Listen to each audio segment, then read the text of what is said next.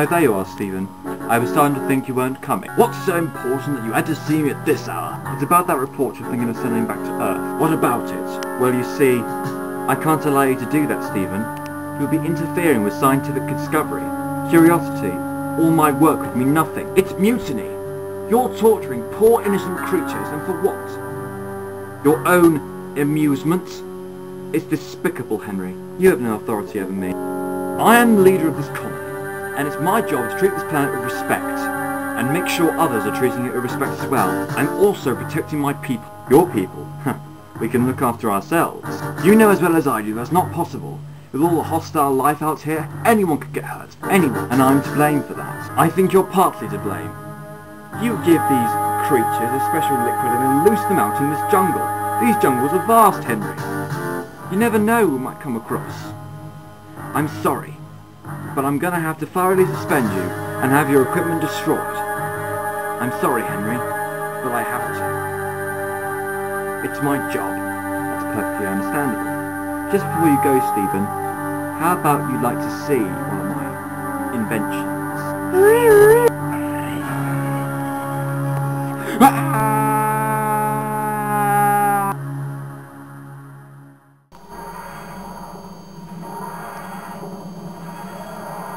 We're on the planet Elveron, wherever that is. What?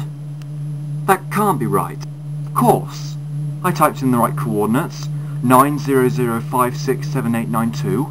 Yes, they're the coordinates for Earth, 1965. So why are we on the planet Elveron? Maybe you can't pilot the TARDIS as well as you think you could. Milo, I can fly the TARDIS perfectly. Evidently you can't. You tend to get me one place, and we end up on another. I'll have enough of your cheek, thank you. So what is this Elveron planet? I'm intrigued. It's a level 2 planet in the Axmos galaxy. It's recently upgraded to be habitable for humans, not long after the Federation's formation. So it's inhabited by plant life. Yes, and quite peaceful if I say so myself. Well, let's have a look outside. Wait! We haven't been on this planet before. It may be dangerous. Like what? Well, the atmosphere, for example, outside. It might be poisonous. Let me check. Well, is it? Is it what? Is the atmosphere poisonous? No, it's quite healthy. Similar to Earth before the invention of the motorcar. Look, Doctor, are we going to go outside or not? 10 minutes. Quick look and then we're off again. We shouldn't be interfering in things we don't understand. Oh, Doctor, it's beautiful. Yes. Sani and Sonia would have liked this place. They would. Well, you were right about it being vast. These jungles must go on forever and ever. Yes, well, 70% of the planet is plant life. The rest is all water. Pure water, not polluted. That's right. The planet harmonises its own water from the trees and the rain. That way, it's all pure, not polluted. It's beautiful. I can see why people want to live on it. Yes, but it's recently classified for colonisation. I somehow disagree with that. It would ruin the harmony and the natural cause. Maybe the people on Earth respect that. Yes. It's not the people on Earth I'm worried about. Well, should we have a look around? I think so. It seems safe enough.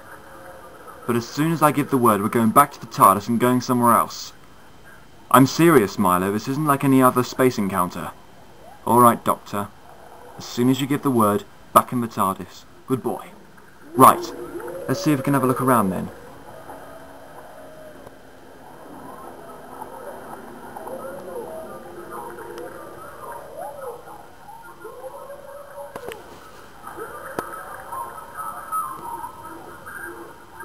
Hey, look at these. Footprints. Yeah, footprints made by some large animal. Not just any large animal. These seem to be the footprints of a biped. Very unusual. Something's very wrong here. Here we go again. The sooner we come across someplace nice, Doctor, you seem to worry about there's something being wrong. What if there isn't anything wrong? What if this is a harmless planet with no hostile life on it whatsoever? Are you discrediting my judgment? Yes, as a matter of fact. You're not always right, you know. Your morbid curiosity surprises me, Milo. What do we do now? What we do now is we go back to the TARDIS.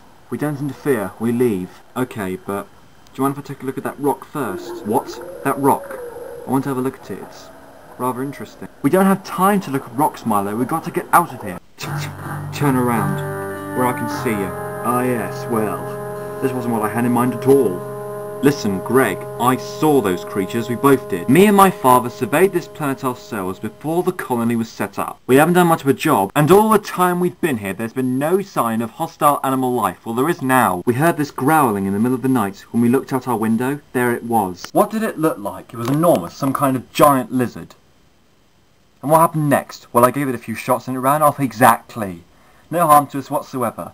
At least it can be checked. For safety. It's still out there in the jungle, you know.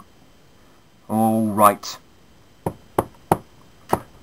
James, how many men have you got to spare? About 6. We'll get over to Davison immediately, will you? Goodbye. Excuse me. What the... Roberts, who are these two? I found them in the jungle, sir.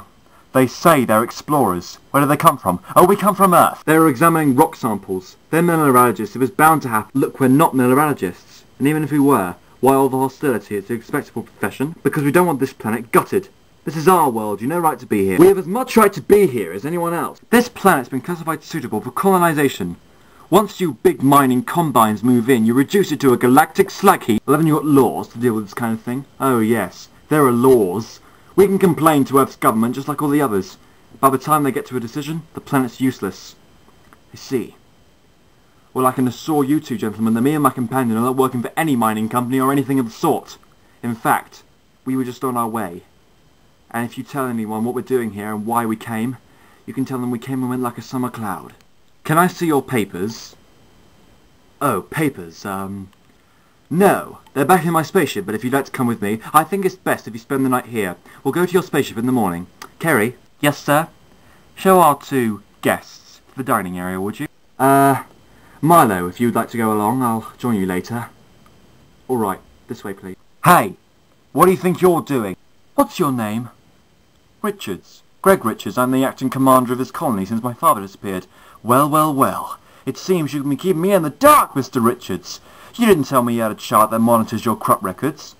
That's right, but I can't see what has anything to do with you. That's very poor showing, isn't it? Are you operating above subsistence level? We're surviving, come on. Wait just a minute. What do you mean? Unless things improve radically, you're in great peril of starving to death.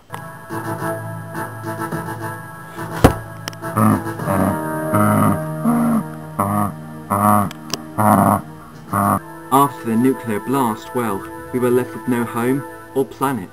Therefore, it was only possible that we had to vacate if we had a chance to survive. Elveron seemed to be the closest thing to it. Just lucky for us it was upgraded to a level 2 habitable for human target, eh? Yes, it's a very fascinating story, Kerry. How your colony is surviving on nothing. We do our best. Where'd you come from, Milo? Me? Well, I'm not from this universe at all, or this galaxy. Where'd you come from then? I come from E-Space.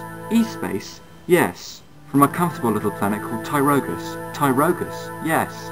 It was a lovely planet, but then I decided that I had enough of it. I wanted to travel. Then I met the Doctor. And you travel through time and space? Yes, the Doctor has a time machine. This is bread, I take it? Yes, it's bread. Anyway, the fact of the story is we only came on this planet by accident. The Doctor was intending to take me back to Earth. Earth? Yes, it was a long time since I visited, and I wanted to go to Earth in 1965. Some reason the coordinates must have got mixed up, hence the fact we ended up here. Well, I'm sure we can fix you back on your course then. You should see the universe, Kerry. It's wonderful. So, Doctor, you say you have a light charger in your TARDIS, is it? Yes, a charger back in my spaceship. And you're sure it will help us out? Oh, yes. Should sort out your power losses for a while. Alright. Get your companion and we'll go to your spaceship now. Thank you. Did you hear about that giant lizard business? Oh, yeah. Wouldn't want that near my dome. I hope there's soup for tea. I like soup. Kerry, what are they talking about? Some of the colonists think they've seen a giant lizard running around the jungle.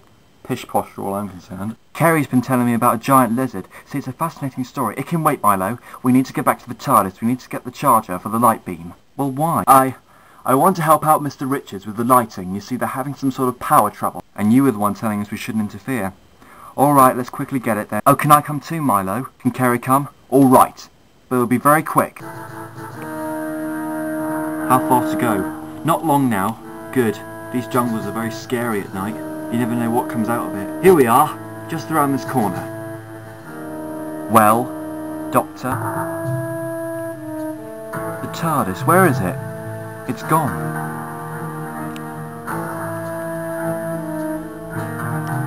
Milo, the TARDIS has disappeared.